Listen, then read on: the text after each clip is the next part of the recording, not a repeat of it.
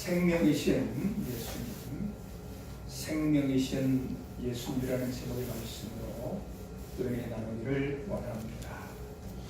생명이 중요합니다.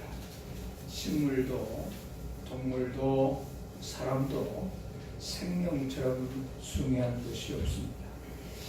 생명이 없다면, 죽은 상태라고 한다면 아름다움도 힘도 능력도 권세도 명예도 영광도 없는 것입니다.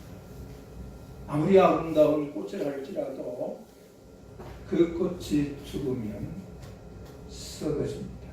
아무리 인생 악이라고 하는 것들도 그 악어가 죽게 되어지면 그 힘을 잃게 되는 것입니다.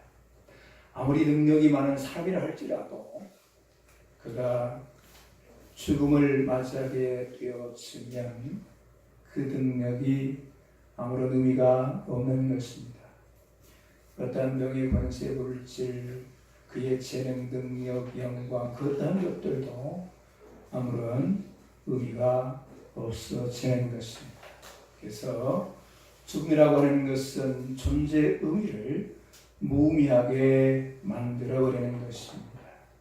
그래서 생명을 갖고 우리가 살아오고 있다는 것이 얼마나 중요한가, 중요하다는 것을 우리가 늘 마음에 두고 사는데, 여러분, 왜 우리가 이런 인생의 죽음을 맞이할 수밖에 없는가?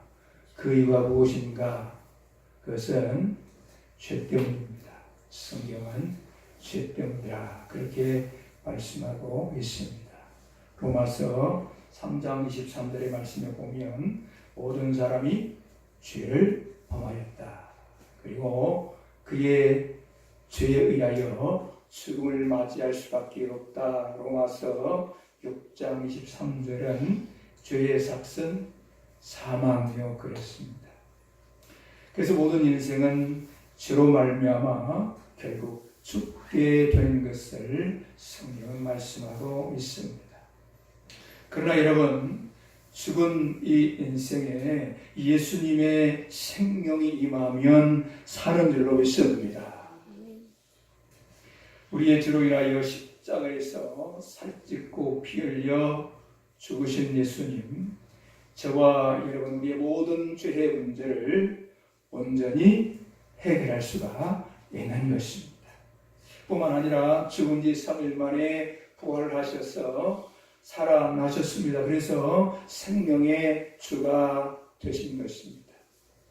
이 복음 안에서 하나님을 믿는 자들마다 죽음에서 생명으로 옮겨지는 것입니다. 이 사실 요한복음 5장 24절에서 이렇게 기록합니다. 진실로 진실로 너희에게 이르노니 내 말을 듣고 또 나 보내신 이를 믿는 자는 영생을 얻었고 심판에 이르지 아니하나니 사망에서 생명으로 옮겼느니라. 믿는 자는 사망에서 죽음에서 생명으로 옮긴다라고 하는 말씀을 요한복음 5장 24절에서 증거하고 있습니다. 예수님이 이 생명 되심을 오늘 본문에서 선포하고 있습니다. 예수님이 생명 되심을 오늘 본문에서 선포하고 있는 것입니다. 여러분, 오늘 본문 다시 한 번 더 읽겠습니다. 시작. 예수께서 이르시되 내가 곧 길이요 진리요 생명이니 나로 말미암지 않고는 아버지께로 올 자가 없느니라. 아멘.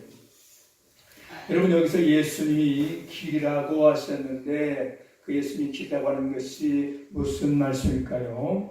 그것은 헬라어로 길이라고 하는 것이 호도스라고 하는 말입니다. 그 의미는 길, 수단, 방법으로 해석되고 있습니다. 그래서 예수님이 우리 하나님께로 나가는 길과 수단과 방법이 되신다라고 하는 것입니다. 우리가 하나님께로 나가는 데에 무엇이 우리 앞을 가로막았습니까? 죄, 죄의 문제가 하나님께로 나갈 수 없게 하였습니다.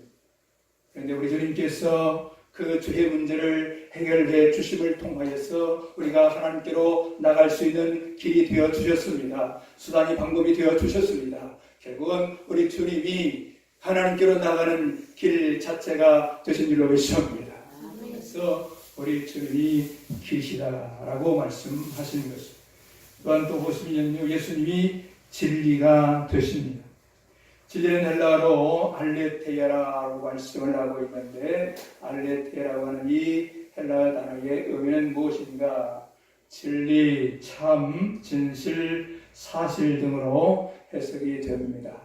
그런데 이 단어의 특성이 있는데 그게 무엇인가 하면 변하지 않는다라고 하는 것입니다.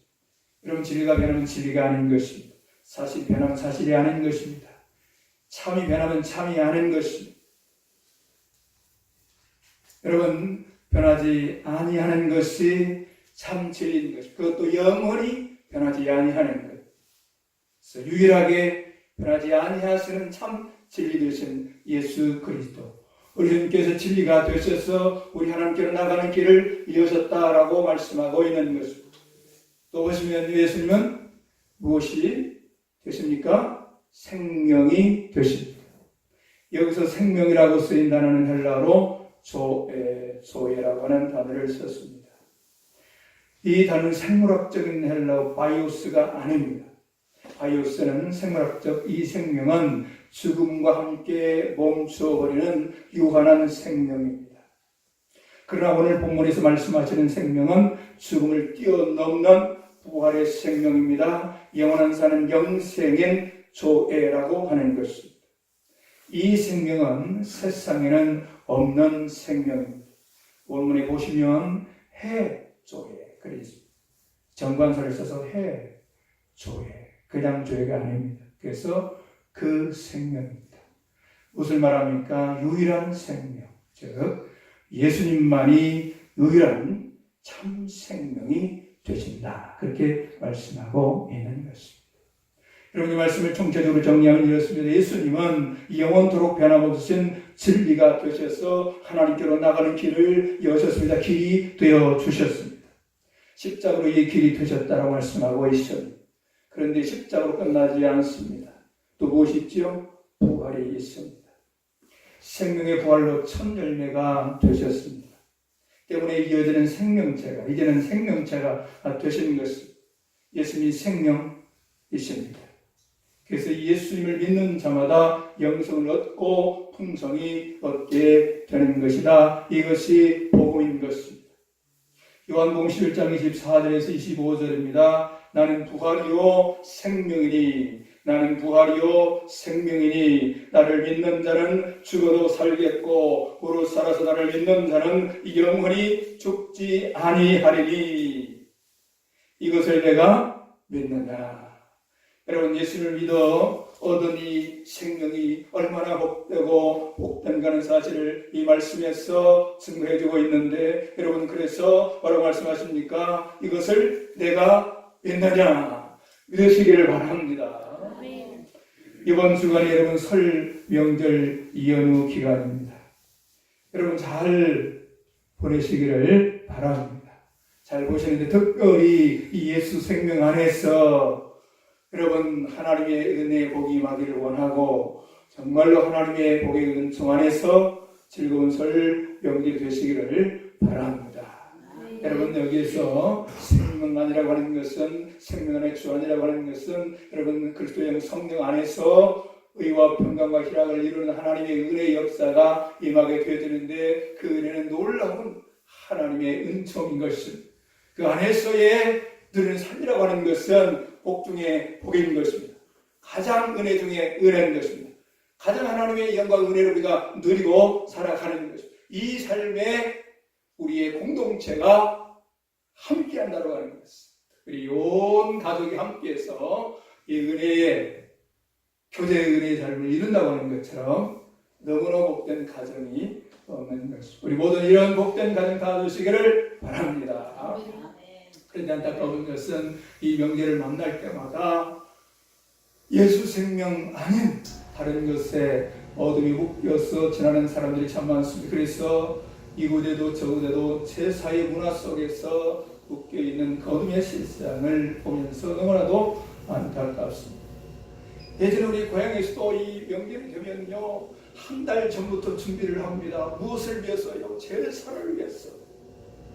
조기를 사다가요 준비하고요, 또 고기를 사다가 말려야 될 것을 미리 말리고요, 또 옛날에는 옷 같은 것도요 직접 만들었지 않습니까? 설빔을 준비하는 그런 과정이 있고요.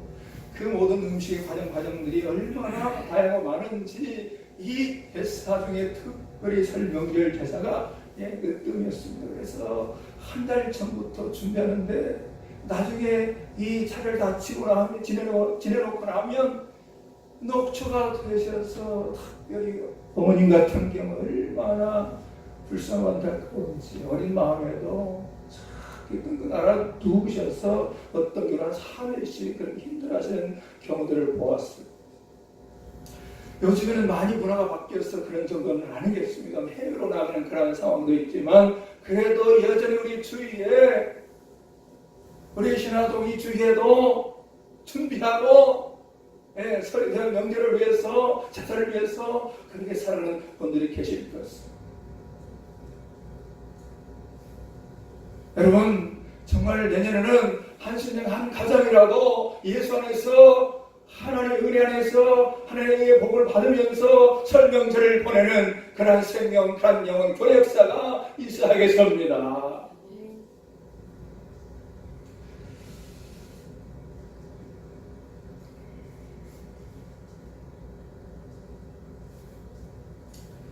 예전에 제가 김성화 스님이라는 분의 이야기를 접한 적이 있었는데요.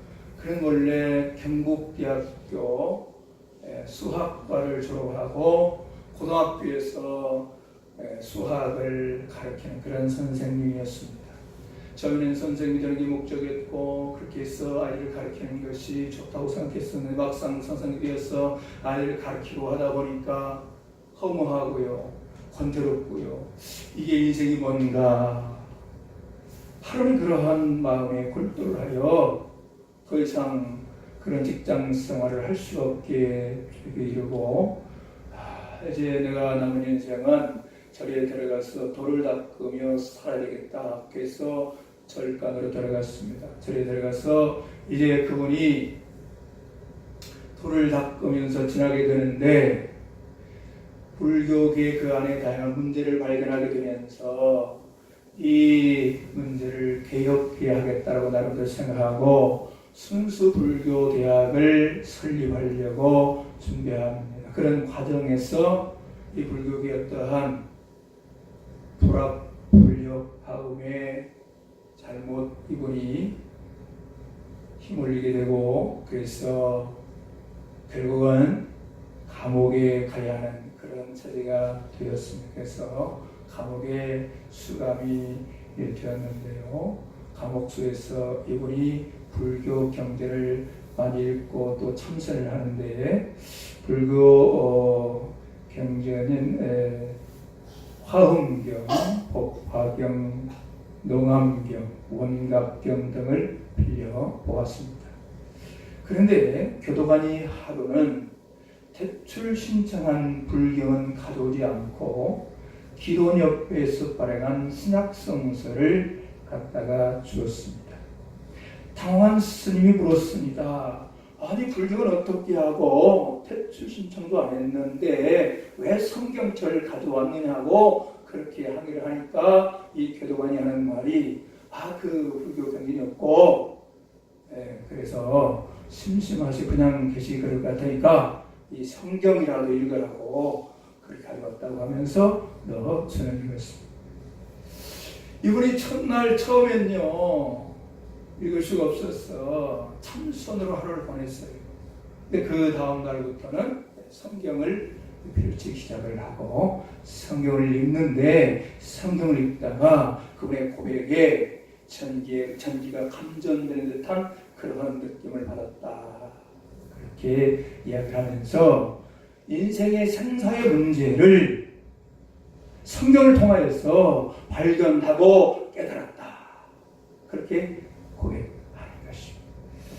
여러분 누가복음 7장 11절에서 17절에는 나인이라는 성에 살고 있는 한 과부가 등장합니다. 그 과부에게는 아들이 하나 있었는데 이 아들이 청년이었어요. 그 아들과 함께 살고 있었는데 하나밖에 없는 이 독자 아들이 죽습니다. 아들이 죽어서 이제 상여가 나가는 과부의 그 심정 얼마나 처절하고 고통스럽겠습니까?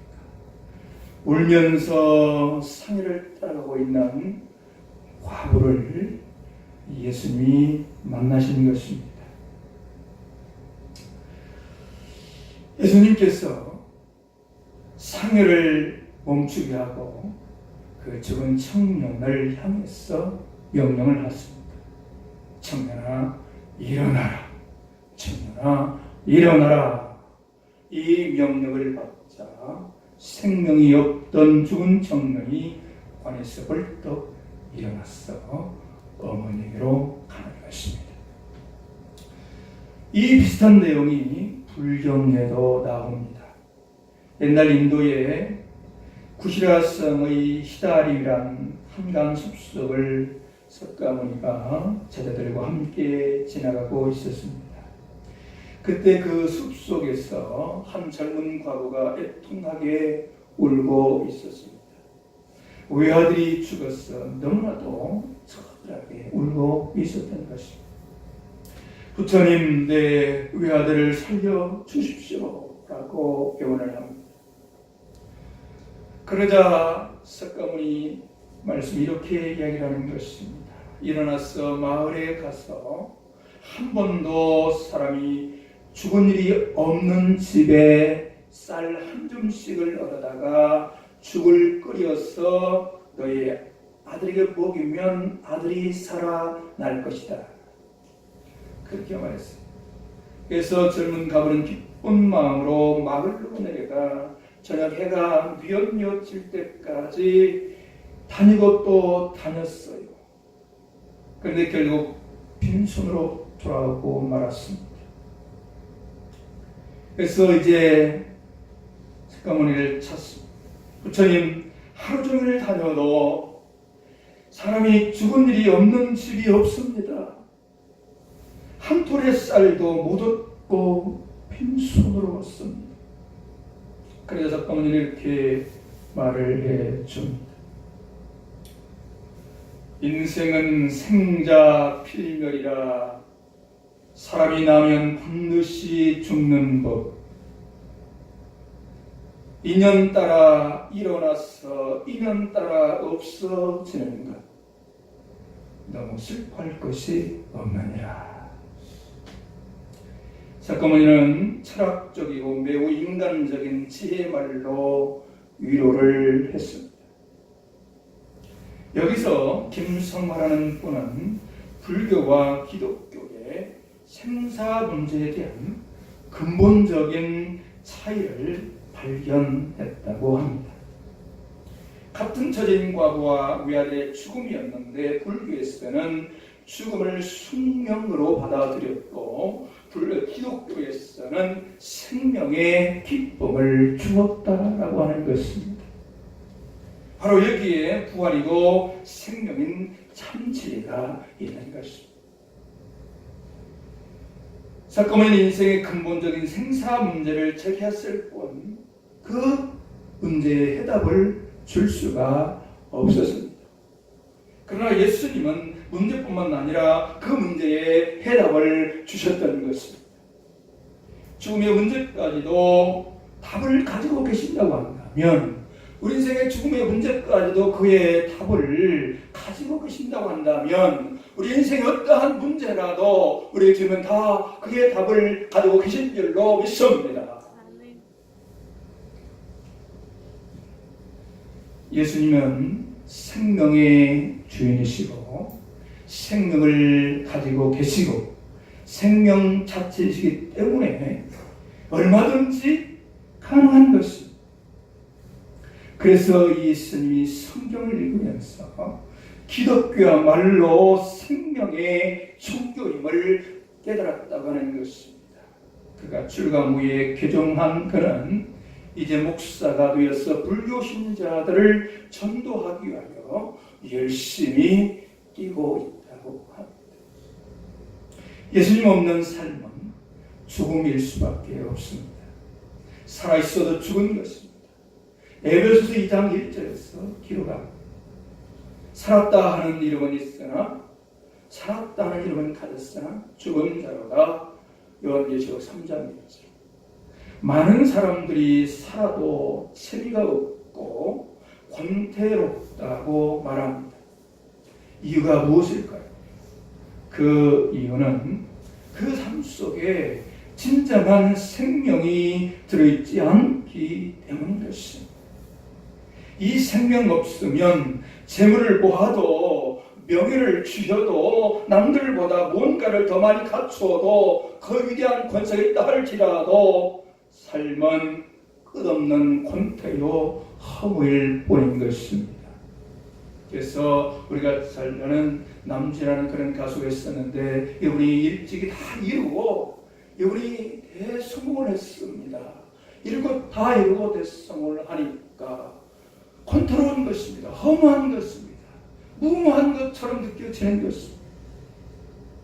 그럴 때 그에게 찾아오는 것은 우울증이었다고 합니다.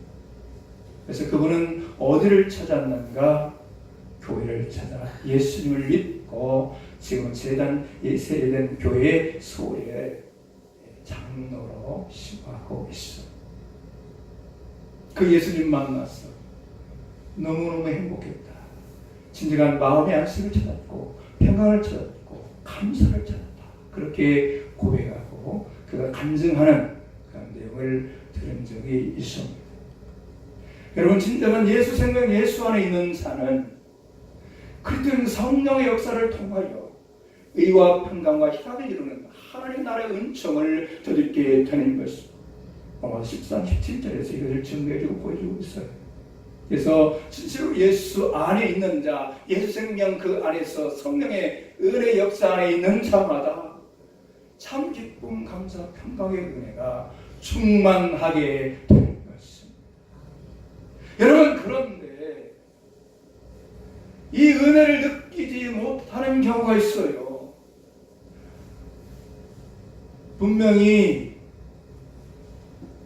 예수 믿는 자이며 또 로마서 8장의 근거에 살펴보니 내가 하나님의 자녀임이 분명한데 그래도 나의 마음에 이것이 이러한 은혜가 느껴지지 못할 때가 있어요. 그게 왜 무엇이 문제인가? 왜 그럴까요?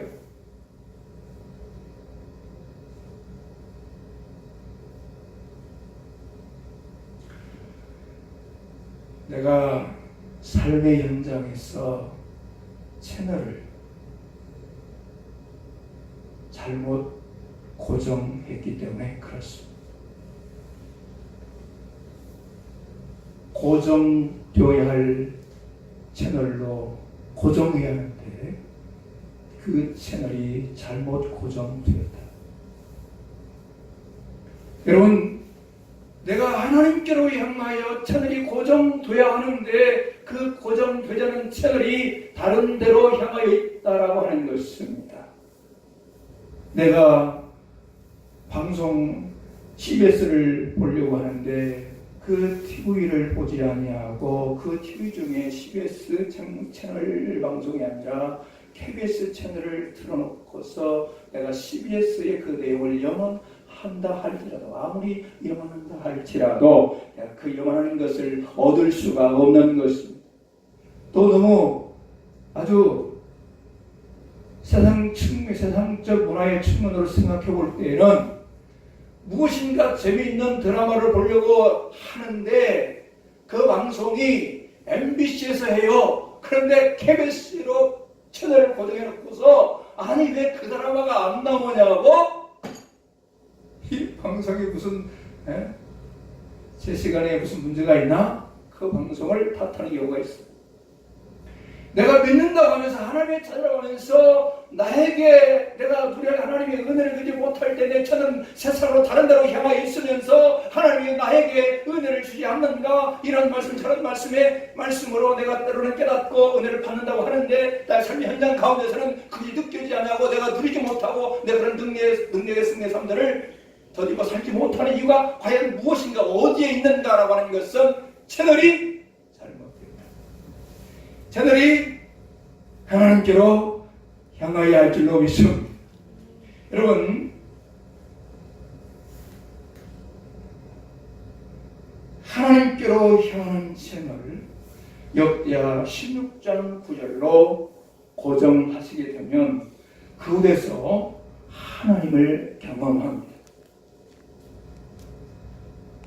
여호와의 눈은 온 땅을 두루 감찰하사 전심으로 자기에게 향하는 자들을 위하여 능력을 베푸시나.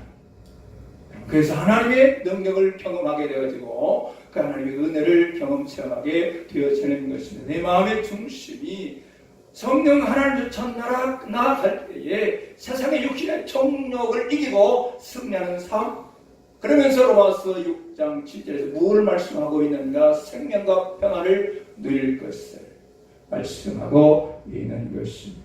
우리가 불안하고 초조하고 염려 걱정에 휩싸인 것에 묶여 있을 경우에 우리의 채널이 어디로 향하여 있는가를 점검할 필요가 있는 것입니다. 여러분, 그럴 때에 하나님께로 향하여 채널을 고정하실 때 역대 16장 9절을 묵상하면서 또 하나님을 찾는 채를 예레미야 29장 13절로 고정하면서 하나님께로 향한 우리의 삶의, 나의 삶의 현주소에 하나님의 은혜가 임하는데, 여러분, 예레미야 29장 13절로 채널을 고정하면 그곳에서 하나님의 은혜를 경험하는데 이렇게 말씀하고 있습니다. 너희가 전심으로 나를 구하면 나를 찾을 것이요 나를 만나리라. 할렐루야. 여러분, 하나님 만나주시면 우리의 어떤 문제, 우리의 영적으로, 우리의 마음, 육신적으로, 우리 삶 모든 영역에 어떤 문제를 할지라도 해답을 갖고 오셔서 우리의 문제 해결해 주시고 은혜 주시고 하나님의 은혜 안에 평강, 기쁨, 감사의 승리의 삶들로 열어가게 줄 줄로 믿습니다. 예수 생명대 안에 있을 때 헛되고 삶, 허무와 권태의 삶이 아닌 인생의 참 의미를 찾게 되는 것입니다.